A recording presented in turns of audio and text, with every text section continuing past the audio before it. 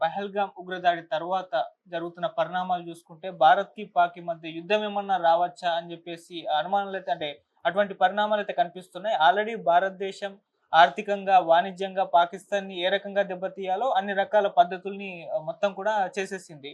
అంటే సింధు నది జలాలు ఆపేయడం గానివ్వండి, లేకపోతే ఎగుమతులు, దిగుమతులు ఇవన్నిటిని కూడా ఆపేయడం. ఇలా రకరకాలు తీసుకుంది. ఇప్పుడు యుద్ధమే నెక్స్ట్ స్టెప్ అని అంటున్నారు. మరి వచ్చే అవకాశాలున్నాయా సార్? నేను అనుకోవడం ఏంటంటే యుద్ధ వాతావరణం అయితే వచ్చింది. హ్మ్. పాకిస్తాను కొంత బలహీనంగా ఉంది. హ్మ్. అంతర్గతంగా కూడా ఇప్పుడు భారతదేశానికి ఉన్నంత సుస్థిరత పాకిస్తాన్‌కి లేదు. ఓకే. వాళ్ళు దాంట్లో సైన్యం ఒక ప్రధానమైనటువంటి రాజకీయ శక్తిగా ఎదిగింది వాళ్ళ దేశం.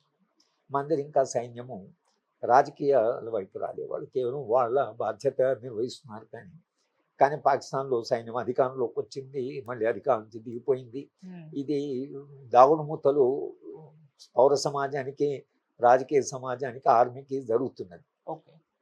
ఆర్మీకి ఏంటంటే మళ్ళీ అధికారంలోకి రావాలంటే కొంత యుద్ధ వాతావరణం ఉంటే వాళ్ళ అంటే శక్తి వాళ్ళది రోల్ పెరుగుతుంది. వాళ్ళ ప్రభావం పెరుగుతుంది రాజకీయాల్లో. హ్మ్. ఇంపార్టెన్స్ కూడా పెరుగుతుంది.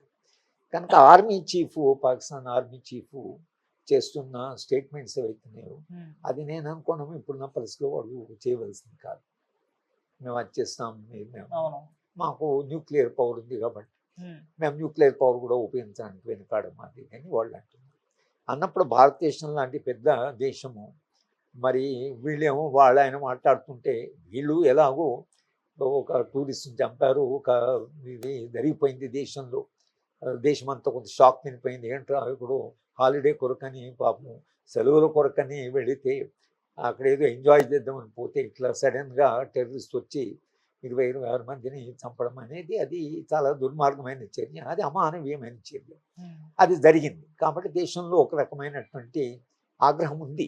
ఓకే. సమాజంలో అంతర్లీనంగా ఒక ఆగ్రహం ఉంది. ఏంటి అసలు మన దేశానికి వచ్చి వాళ్ళు కనుక ఈ ఈ ఆగ్రహాన్ని ప్రభుత్వము ఎలాగైనా దాన్ని అడ్రస్ చేయాలి కదా. అడ్రస్ చేయాలి కాబట్టి వాళ్ళు మా చర్యలు తీసుకోవాల్సింది తీసుకున్నారు. నీళ్లను ఆపడం కానీ, ట్రేడ్‌ను మొత్తంగా బ్యాన్ చేయడం కానీ, అవును. ఇవి కొంత చేశారు. చేసినా నిజంగా ప్రజల ఆగ్రహము చల్లారినట్లేనా? లేక ఏం ప్రభుత్వాలు ఒకడేమో అట్లా మాట్లాడుతుంటే ఏమిటి అనే దానివలన భారత ప్రభుత్వం కూడా యుద్ధ తయారు కావడం అనేది జరుగుతున్నది. కానీ పాకిస్తాన్‌కు, భారతదేశానికి యుద్ధము జరగాలంటే అది కేవలం ఈ 2 దేశాల మీదే ఆధారపడింది. ఇది అంతర్జాతీయమైన సమస్య. దీంట్లో అమెరికా పాత్ర ఏముంటుంది? హ్మ్. తర్వాత రష్యా పాత్ర ఏముంటుంది? చైనా పాత్ర ఏముంటుంది? ఇస్లామిక్ కంట్రీస్ యొక్క పాత్ర ఏముంటుంది? అనేటిని ప్రపంచ అభిప్రాయం ఎలా ఉంటుంది?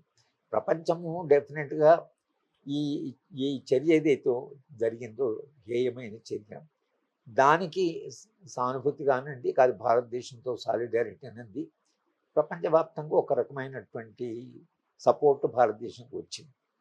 ఎందుకంటే ఎవరైనా అక్కడేదో హాయిగా ఉన్న వాళ్ళం వెళ్ళి ఏమీ సంబంధం లేని వాళ్ళం పోయి వచ్చి మీరు టక్ చంపడం అనేది జరగడం అవుతుందో అది ఎవరు అంటే కొంచెం మానవత్వం ఉన్న ఏ దేశం కూడా అంగీకరించారు. కనుక అందరూ కూడా దాన్ని ముక్త కంఠంతో ఖండన చేశారు. హ్మ్. ఖండన చేశారు కానీ యుద్ధానికి పోవాలంటే చైనా గట్టిగా పాకిస్తాన్‌తో నిలబడింది అనుకో. అప్పుడు ఏమవుతుంది, భారతదేశం చైనా డెఫినెట్‌గా ఆర్మీలో మనకంటే చాలా బలంగా ఉంది. హ్మ్. ట్రంప్ ఏం చేస్తాడో తెలియదు. ఇప్పుడు ట్రంప్ పరిస్థితి ఎట్లా ఉంటుందంటే ఆయనకు కేవలం వ్యాపారస్తుడు ఆయన. ఈజ్ నాట్ ఏ రాజకీయ నాయకుడు కాదు. అవును. పాకిస్తాన్‌లో మాకు ఆ వనరులు ఇస్తారా, ఈ వనరులు ఇస్తారా మాకు, లేకపోతే ఆ ఖనిజాలు ఇస్తారు. ఇప్పుడు యూక్రెయిన్‌లో అన్నట్లే మాకు అవన్నీ అప్పజెప్పండి. అంటే పాకిస్తాను ఒక రకంగా నిస్సహాయంగా ఉంది కాబట్టి సరే మా దగ్గర ఉంటే తీసుకుపోండి అన్నాను అనుకోండి, వాడు వాళ్ళ వైపు పోతాడు.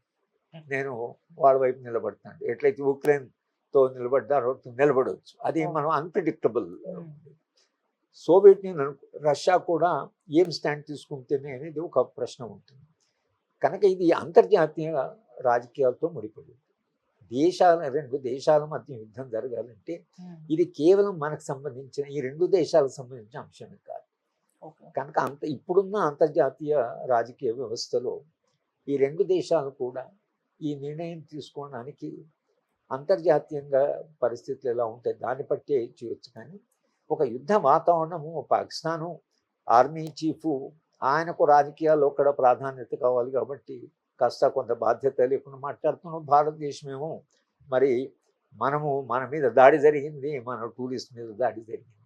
ఇది రెండవ అంశం ఏంటంటే అసలు ఇంత వేల ఆర్మీ ఉండి, ఇంత ఇంటెలిజెన్స్ ఉండి, తర్వాత వీళ్ళు టూరిస్ట్ అక్కడ ఉన్నప్పుడు సెక్యూరిటీ కాశ్మీర్లో శాంతి వచ్చిందని ప్రభుత్వము రిపీటెడ్గా చెప్పారు కాబట్టి ఈ వాళ్ళు 150 కిలోమీటర్ల దూరం మన బార్డర్ 150 కిలోమీటర్లు దాటి వాళ్ళు ఆర్మ్స్తో ఇక్కడ పహల్గాం దాకా వచ్చి ఇంతమందిని ఫైర్ చేయడం అనేది అవుతుందో ఇది ఎట్లా అసలు భారత ప్రభుత్వం ఇది నెగ్లిజెన్సా లేకపోతే ఇంటెలిజెన్స్ ఫెయిల్యూరా అనే చర్చ కూడా జరిగారు.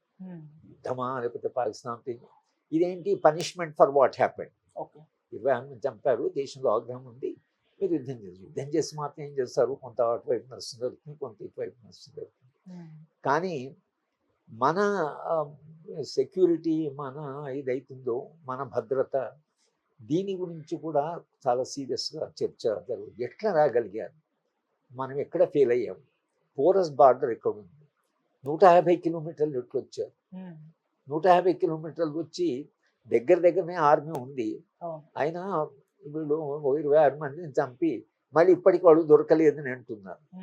కొంత మరి ఇప్పటికి ఇంకా దొరకలేదని అంటున్నారు.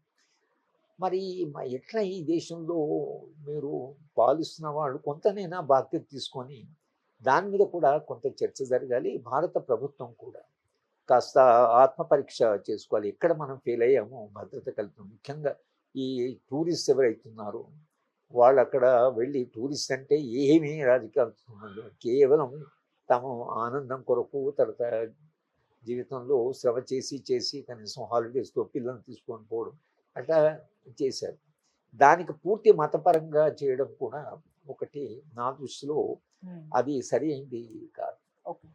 ఎందుకంటే అది టెర్రరిస్ట్ అనేటువంటి వాడు అంటున్నారు మీ మతం ఏంటని అడిగి చంపారని అంటున్నారు. కానీ అదే ధోరణిలో మీరు ఏ మతం అని చంపారని అంటున్నారు, చంపిన వాళ్ళు 2 ముస్లిమ్స్ ఉన్నారు. 2 ముస్లిమ్సే కాకుండా ఒక అతను ఈ టూరిస్ట్ను చేసేవాళ్ళు ఆ బండి వాళ్ళు అతనే వెపన్ లాక్కుంటే అతన్ని చంపారు. తర్వాత అక్కడే కాశ్మీర్ వాళ్ళు ఎవరైతున్నారు, ఈ ట్రావెల్ చూసుకునే వాళ్ళు వీళ్ళు ఎవరైతున్నారు, వాళ్ళతో అనుభవం వచ్చిన వాళ్ళు అందరు చెప్తున్నారు, నన్ను చెల్లెలాగా చూసుకున్నారు, నాకు భద్రత కల్పించారు, నన్ను హాస్పిటల్ తీసుకుపోయారని చెప్తున్నారు. ఏ దేశంలోనైనా ఇటువంటి సంఘటన జరిగినప్పుడు మతపరమైనటువంటి కోణం నుంచి చూసినా మత సామరస్యాన్ని కూడా మనం చూస్తేనే సమాజంలో ఈవెన్ కాశ్మీరు ప్రజలు ఇంత మన వాళ్ళతో నిలబడ్డారు, వాళ్ళు ఇంత ప్రేమించారు అనేటువంటి అంశం ఏదైతుందో దానివల్ల కాశ్మీర్ ప్రజలు మనకు దగ్గర అవుతారు. కానీ కాశ్మీరులో ఇది జరిగింది, కాశ్మీర్ వాళ్ళు కూడా ఉన్నారు అని మనం ఆ వైపు తీసుకెళ్తే కాశ్మీరు ప్రజలను పూర్తిగా మనము గెలుచుకోవడం చాలా కష్టం. వాళ్ళ హృదయాన్ని గెలుచుకోవాలి కదా. కనుక మనము లీగల్గా ఆర్టికల్ 370 తీసేసాము, వాళ్ళ ప్రత్యేక రాష్ట్ర ప్రతిపత్తి తీసేసాము. సరే, అవన్నీ చాలా కాలంగా భారతీయ జనతా పార్టీ ఎజెండా ఉన్నాయి, మీరు చేసినాక మరి ఆ కాశ్మీరు ప్రజలు మనలో భాగం కావాలన్నప్పుడు కాశ్మీరీ ప్రజల్లో ఉండే ఈ మంచితనాన్ని కూడా గుర్తించి దానికి ప్రచారం చేయాలి. కాశ్మీర్ వాళ్ళు ఎంత మంచివాళ్ళు, మన వాళ్ళని ఆదుకున్నారు, కాశ్మీరు మనవాళ్లే కాబట్టి మన వాళ్ళని ప్రేమించారు కాబట్టి, కాశ్మీర్లో భారతదేశాన్ని ప్రేమించే వాళ్ళు ఉన్నారు కాబట్టి కాశ్మీరు మనకు వాళ్ళంతా మనవాళ్ళే అనేటువంటి ప్రచారం చేయడం వలన దీర్ఘకాలికంలో కాశ్మీరుని మనం లీగల్గా కాన్స్టిట్యూషన్ కాకుండా, మారల్గానే కాకుండా, పొలిటికల్గానే కాకుండా మనము వాళ్ళని ఒక రకంగా నైతికంగా వాళ్ళ హృదయాన్ని గెలుచుకుంటే దీర్ఘకాలంలో కాశ్మీరుకు తర్వాత రెస్ట్ ఆఫ్ భారతదేశం ఉండే ఈ టెన్షన్ ఏదైతుందో ఇది సమసిపోతే అప్పుడు శాంతి అనేది ఒక దీర్ఘకాలంలో రావడానికి ఉంటుంది. కనుక గవర్నమెంట్ ఆలోచించడం కూడా కొంత దీర్ఘకాలంలో కొంత దూరదృష్టితో ఆలోచించవలసిన అవసరం.